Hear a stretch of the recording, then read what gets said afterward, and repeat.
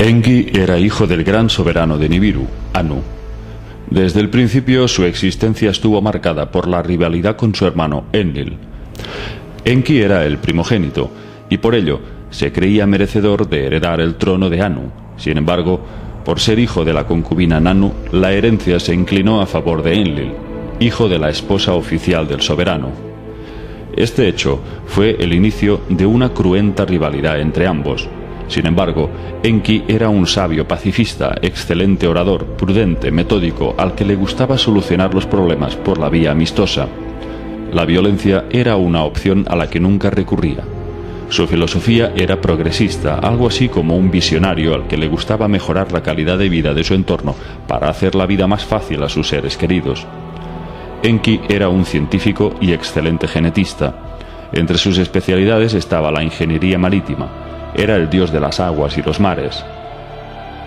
Pero cuando llegó a nuestro planeta hace 445.000 años, obtuvo el título del Señor de la Tierra. Enki fue enviado a la Tierra por su padre Anu para ponerle al frente de la llamada Misión Terrestre 1, para que construyera un puerto espacial y toda una infraestructura de ciudades para extraer oro y enviarlo hacia Nibiru. Cuando los mineros Anunnaki se rebelaron durante las extracciones de oro, Enki propuso crear a un Lulu. Lulu significa el mezclado, lo que hoy en día sería un híbrido. Pero en los primeros prototipos de homínidos nacieron hombres deformes, hombres con brazos más largos que piernas, con cráneos deformados y rasgos monstruosos. Experimentó mezclando animales con homínidos. Cuando por fin dieron con un prototipo saludable, estos carecían de capacidad mental para siquiera utilizar correctamente las herramientas.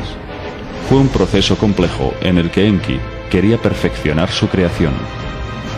Poco a poco, Enki se encariñó con el hombre, viendo en él un gran potencial para convertirlo en una criatura sabia y decente.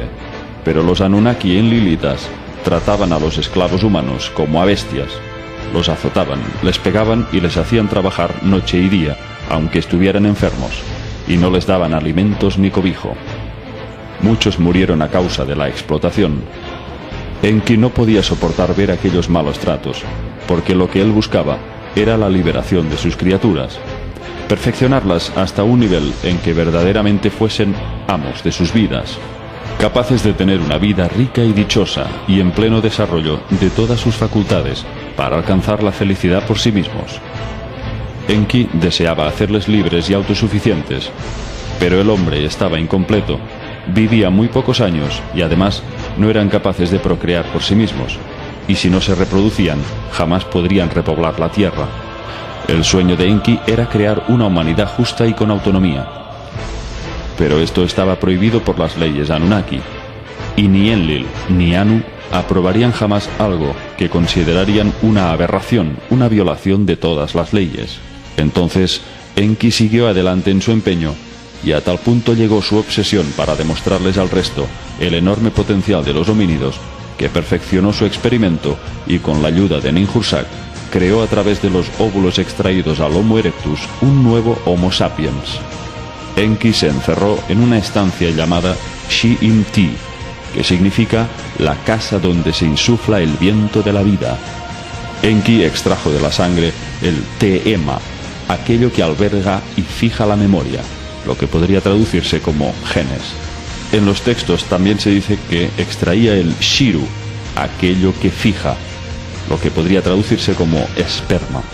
Mientras creaban al nuevo espécimen, Ninhursag dijo: «¿Cuán bueno o malo es el cuerpo de un hombre? Según me dicte mi corazón, puedo hacer que su destino sea bueno o malo». Y por fin llegó el nuevo prototipo. Llamaron a ese nuevo ser Adapa. Un ser genéticamente mucho más avanzado, incluso más que el Homo sapiens actual. Adapa disponía de 12 hebras en su ADN, mientras que nosotros solo disponemos de 2. Era un ser mucho más inteligente que nosotros, mucho más alto y fuerte. Debido a que el trabajo de las diosas procreadoras suponía un riesgo para sus propias vidas, después de engendrar tantos prototipos de esclavos primitivos, Enki decidió que la única solución era hacerlos fértiles para que se procrearan a sí mismos. Detrás del mito bíblico de Adán y Eva se esconde una alegoría mucho más profunda. Cuando Adán y Eva estaban en el Edén, Enki quiso liberarles de aquella esclavitud, pues vivían recluidos por Enlil en un paraíso artificial y tratados como cobayas de laboratorio. Enlil les prohíbe que coman de la manzana, porque despertarían al engaño y tomarían conciencia de su esclavitud. De este modo podrían rebelarse contra el programa holográfico. Enki era la serpiente que les tienta a comer la manzana, del fruto del árbol del conocimiento. Un día, Enki decide acercarse hacia Eva y le dice: «Los Elohim os han dicho que no comierais de todos los árboles del jardín, ¿verdad?» Sí, está prohibido, pero comer del árbol del conocimiento está castigado bajo pena de muerte. Entonces, Enki logra convencer a Eva de que tal amenaza no se cumplirá y consigue que ambos coman la manzana. A partir de ese instante, Adán y Eva ya no son estériles y pueden procrear.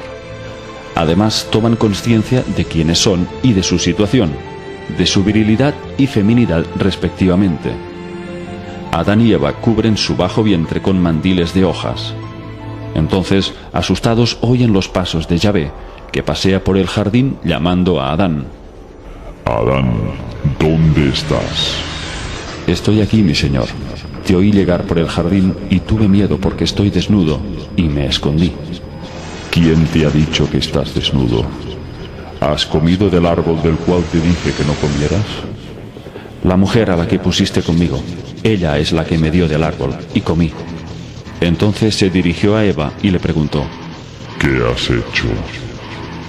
La serpiente me sedujo y comí. Entonces Enlil se dirigió a Enki y mantuvo con él una acalorada discusión. ¿Qué significa todo esto? ¿Qué has hecho? Las fecundaciones artificiales están fracasando. Hacía falta una combinación adicional para que procrearan por sí mismos. Tú dijiste que solo había que forjar trabajadores primitivos. A las mismas heroínas sanadoras se les ha hecho correr riesgos. A Ninhursag y a Ninki se les ha puesto en peligro. Todo en vano.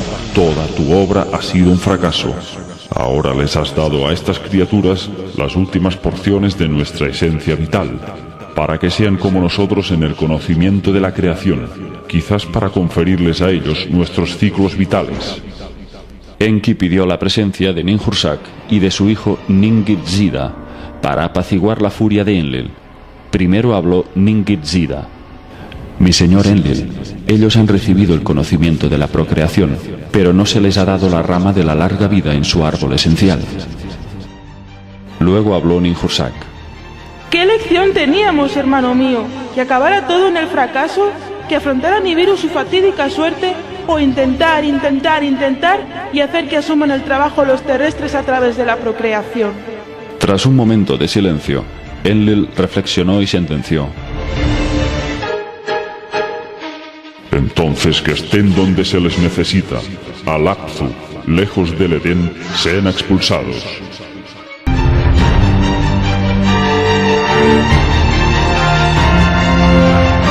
Enki les llevó en un bosque vigilado, y ahí tuvieron 2 gemelos. En pocos años empezaron a procrear, y la raza humana proliferó con cada vez más derechos y privilegios. ¿Por qué Enki no les hizo comer del árbol de la vida con el que hubiesen logrado la inmortalidad? Pues porque Enki sabía que de nada les serviría aumentar su longevidad sin ser espiritualmente libres. Cuando Enlil descubrió que el hombre había accedido al conocimiento, lo desterró del Edén. El pecado original no fue otra cosa que el despertar humano a la verdadera manipulación a la que estaba siendo sometido. Enlil quiso vengarse por el atrevimiento de Enki y desplegó la primera campaña de desprestigio de la historia. A través de la religión hizo creer al hombre que Enki era el demonio. Satanizó su imagen llamando a Enki Lucifer. Satán significa adversario. En realidad Enki fue un adversario, pero no del hombre, sino de aquellos que querían esclavizarle. Enlil invirtió los roles, tergiversó la verdad y a través de la Biblia creó una campaña contra su hermano por haber intentado liberar al ser humano. Lo llamó Satán para que los hombres temieran a Enki y no se acercaran a la sabiduría. Enlil se hizo llamar Yahvé o Jehová. Se autoproclamó Dios creador supremo, el Dios judeocristiano. Enki, a pesar de ser un dios benévolo, a ojos de nuestra moral humana, era uno de los dioses más incestuosos del panteón sumerio. Los Anunnaki tenían unas reglas de sucesión muy particulares. Los varones solían casarse con sus hermanas, como una forma de mantener estrecha su línea de sangre. La sexualidad de los Anunnaki refleja una naturaleza promiscua, agresiva, plagada de incestos y violaciones. Muchas tablillas sumerias narran la constante disputa entre Enki y Enlil para seducir a su hermana Ninhursag. Anu quería que Ninhursag se casara con Enki, pero ella estaba enamorada de Enlil, al que veía como un valeroso comandante militar. Enki estaba muy decepcionado por ese rechazo. Ninhursag y Enlil tuvieron varios hijos, entre ellos Ninurta, pero Enki consiguió seducir a su hermana durante un tiempo y le hizo el amor. De esta unión nació una hembra llamada Ninsar. Cuando Enki y Ninhursag vivían juntos en Dilmun, el paraíso terrenal y jardín de los grandes dioses, Enki, buscando un hijo varón, logró seducir a su hija Ninsar, con la que tuvo otra niña llamada Ninkurra. Nada más alcanzar la adolescencia, Enki seduce por segunda vez a su hija y nieta Ninkurra, con la que tuvo otra niña, Utu.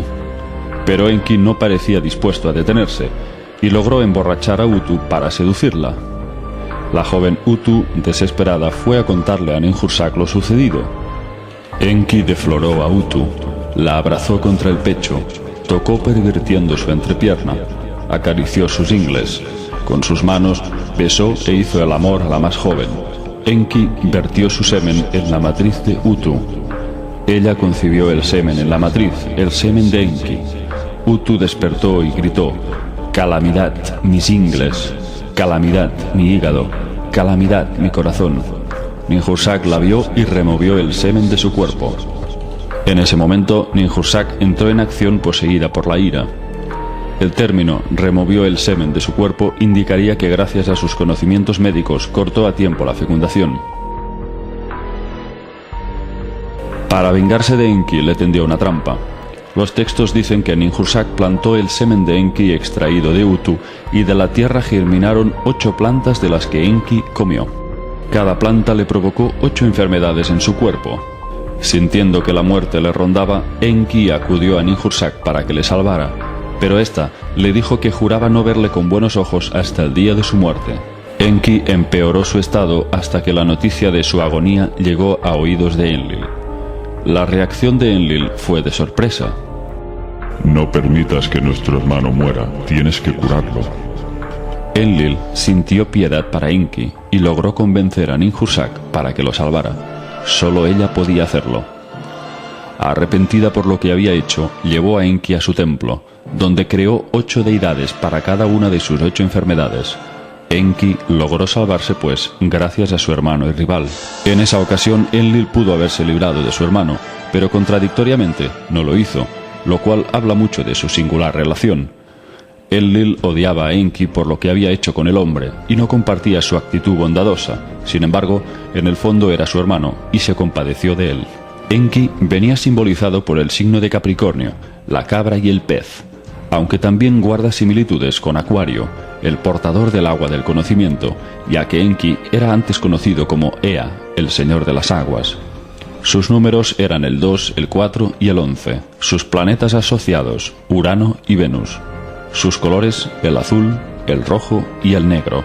Veamos ahora qué otros nombres adoptó a lo largo de la historia este dios benefactor. En Egipto fue el dios Ptah. Por los Yezidi era conocido como el ángel caído Melek Taus. En la mitología griega era Prometeo, el titán que se puso del lado de los mortales y robó el fuego de los dioses para que el hombre lo utilizara. Posteriormente fue castigado por Zeus. En la India fue Vishnu, el dios de la preservación, la bondad y la sabiduría. Otros nombres asociados a Enki serían Adonai, Atón, Adum y Loki. Enki fue el dios que introdujo las artes, la música, el baile, las ciencias, la astrología. Zecharia Sitchin tradujo unos textos que recopiló en el llamado Libro Perdido de Enki. Al parecer, este dios eligió a un escriba, lo subió a su nave y le pidió que escribiera todo el relato de su vida y llegada a la Tierra, compilando así una verdadera biografía del dios extraterrestre. El escriba trabajó durante 40 días y 40 noches. Enki le dijo que había decidido contar la verdad sobre los acontecimientos que condujeron a los Anunnaki a explosionar 7 armas atómicas en el Sinaí, cuyos vientos radiactivos arrasaron Sumeria y a toda su civilización. Enki dijo sentirse culpable por no haber podido impedir tal tragedia, que tuvo lugar en el año 2024 a.C. Este evento se había producido por una guerra abierta entre los hijos de ambos líderes, el hijo de Enlil, Ninurta, contra el hijo de Enki, Marduk. Enki quiso evitar dicha guerra, pero no pudo hacer nada para evitarla. Vivió turbado y con gran dolor de culpa durante mucho tiempo, y solo podía hacer una cosa para aliviar su angustia y compasión por el ser humano: contar la verdad, dejando una constancia escrita por él mismo.